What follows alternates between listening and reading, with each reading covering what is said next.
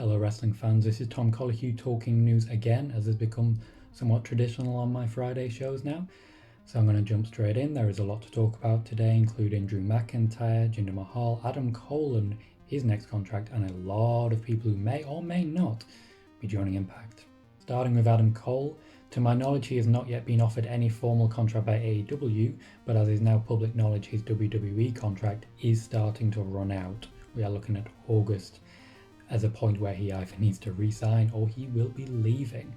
The WWE have put an offer on the table, but it's worth considering that way back when NXT became its own brand, away from the developmental issue and just being Raw, Smackdown, NXT, the three brands, a lot of people in NXT were not given raises, which means that a lot of people are still on quite low money compared to their brothers and sisters on Raw and Smackdown.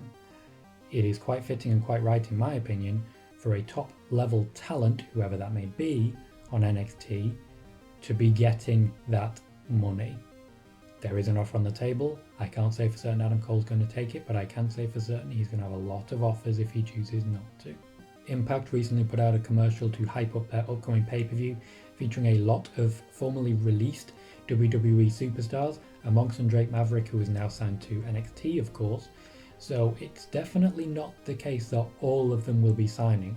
There was a number of people who used to work for Impact, including Mike and Maria Kanellis, and of course there is a few who have never worked for Impact, but a Bulgarian flag was shown, which I think everyone knows alludes to Rusev.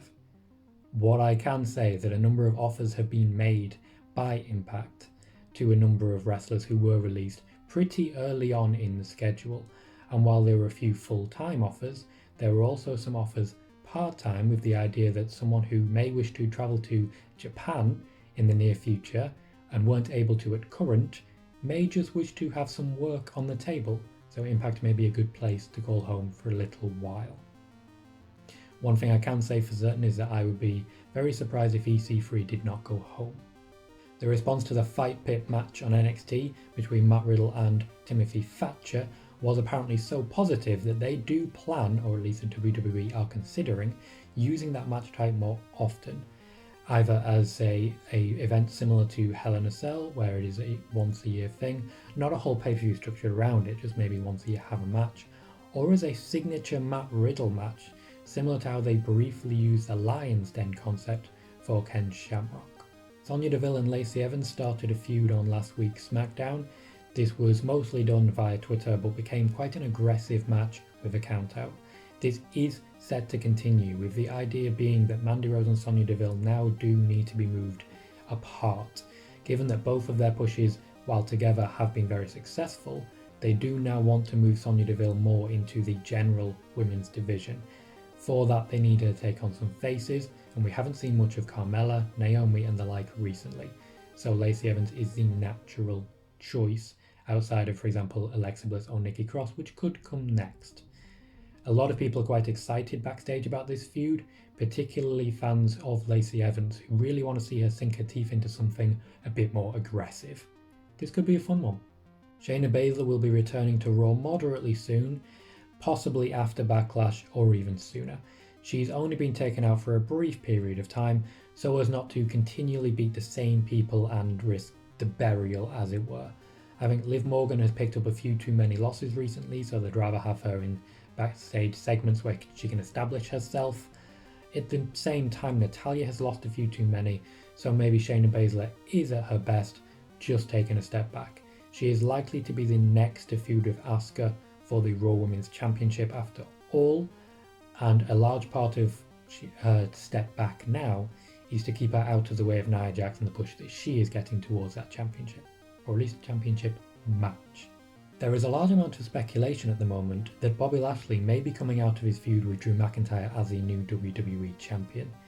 This is something that I wouldn't be totally against seeing. Drew McIntyre as a face is very good chasing a championship, also he has defeated a lot of the Raw roster. The brand versus brand invitational may be essential just to keep him with opponents for a while, and that's probably one of the reasons we've only seen Baron Corbin so far really use it in the men's division. Charlotte Flair obviously has been using it to go to Smackdown. While it's too early to say really what the result of this match is going to be, given that quite often they may change their mind right at the last minute before the combatants go out and just say, you know what, let's not have a title change. I do know that there is a desperate need among some parts of the executive level at WWE to get the Bobby Lashley versus Brock Lesnar match coming. And as I have reported here previously, Brock Lesnar has been penciled in for an appearance around SummerSlam, which means it is certainly possible we are going to get that match. That said, I don't think that match really requires a WWE Championship. It depends more than anything what they have in line for McIntyre. McIntyre may be due against Lashley for a rematch. McIntyre may be going against Lesnar. Or, as I've mentioned here previously, I do maintain the hope that McIntyre may be going up against The Undertaker. I'm going to hold on to that for a long time because I also hope that Rusev was going to win the Rumble. Not that I'm unhappy with how that ended up. Unhappy about Rusev being released though. Finally, I do just want to cover a few things that have been proven correct in the last couple of weeks that I have reported. Now, firstly, the Wrestling Observer did confirm that Brock Lesnar would be making the appearance at SummerSlam. That is something I reported last week, as well as the information that a number of released superstars have been offered new contracts to sign back on. I always like it when things are confirmed nice and quick because it does mean that I can move on to other things and also that I'll remember them for the end of this video. I do a lot of reporting of information. It comes mostly out of conversations, so I don't always remember and consider things newsworthy, but thankfully when they are confirmed this quickly I am able to highlight them.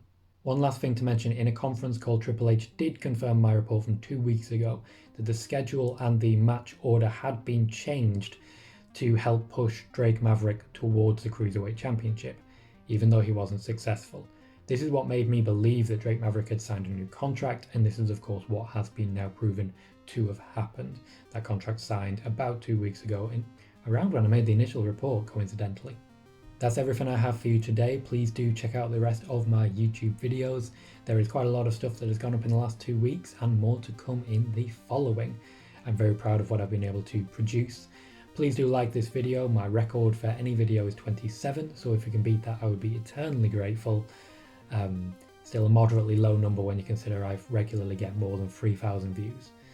So it's less than 1%. I think we can beat that.